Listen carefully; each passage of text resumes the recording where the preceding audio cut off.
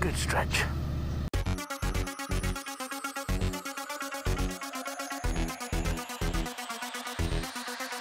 For a morning in October, it's rather humid, he says, sweating to death.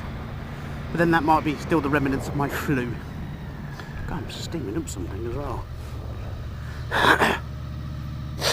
Now, my bike was playing up last night with regards to the brakes, so I'm wondering if it's going to play up again today.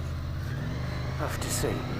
Kept trying to want to lay itself down every time I put my front brake on, which is usually an indication of a non-working caliper.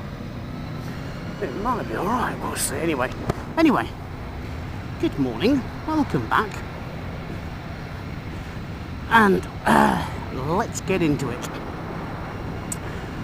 So don't forget, if you like my videos, give them a thumbs up. Don't forget to hit subscribe. Don't forget to hit that notification button so you can be notified of any other videos. So what are we talking about today? We're talking about mimicking and masking. Oh yeah, that sounds interesting, doesn't it? What could I be talking about? Nope, he's doing it again. He's definitely doing it again.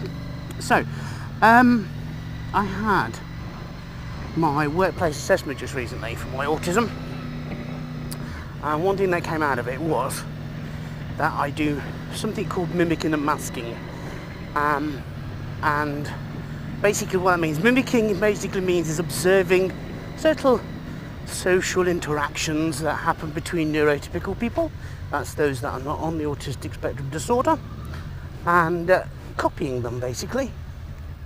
So, and then masking is very much something similar in the respect of that it's hiding my disability, it's hiding, what are you doing? My autism,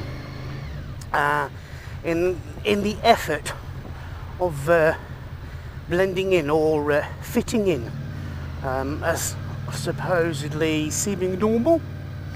Now some people might think, that's nothing wrong with that, that's a good idea.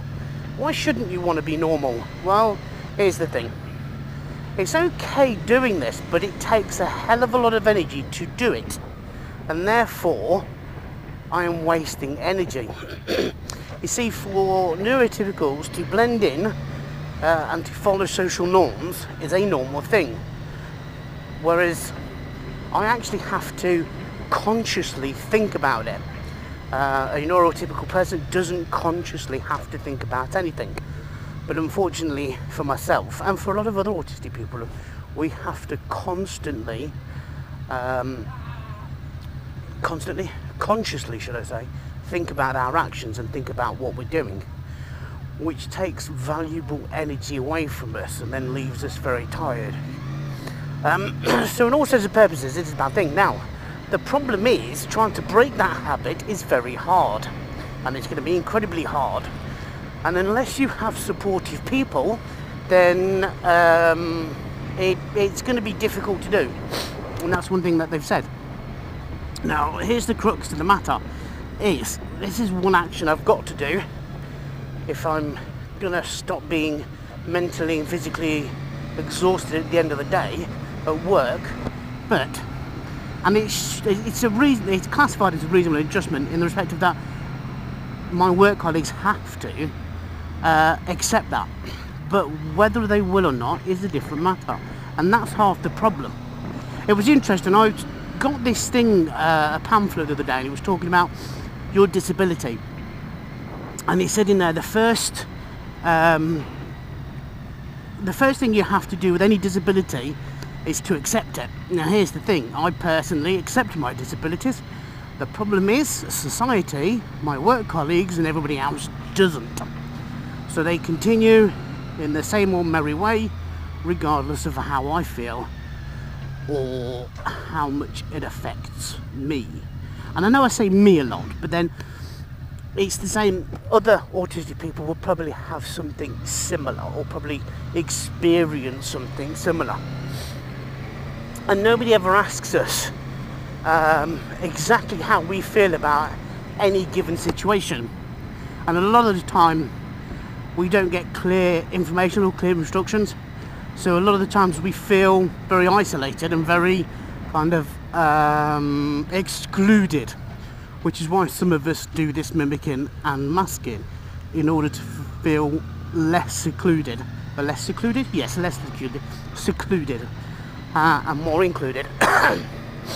So there we go. So that's yeah, I'm starting to, the thing is though, the more I do of these videos, the more I learn about my own disability, the better it is. Bear in mind, I've only been diagnosed quite recently, but it explains a lot of, what the hell are you doing? Well, okay, just do a U-turn in the middle of the road. That's a good idea. But anyway, as I was saying, so yeah, that's just basically that in a nutshell. So the more I understand about it myself, the better it is, and I'm hopefully the more I can talk about it, which is one thing I don't do enough of. I do not do enough of, and I really do need to do it. I think I do too much of it, but I don't. So it's something I need to start doing, and something I need to start, or should I say something that I need to stop doing, as in masking and mimicking. Anyway, I hope you understand this video. I hope it's been good for you. If you like it, as I say, don't forget to give it a thumbs up, and I will catch you the next time. So cheerio, goodbye, and arrivederci.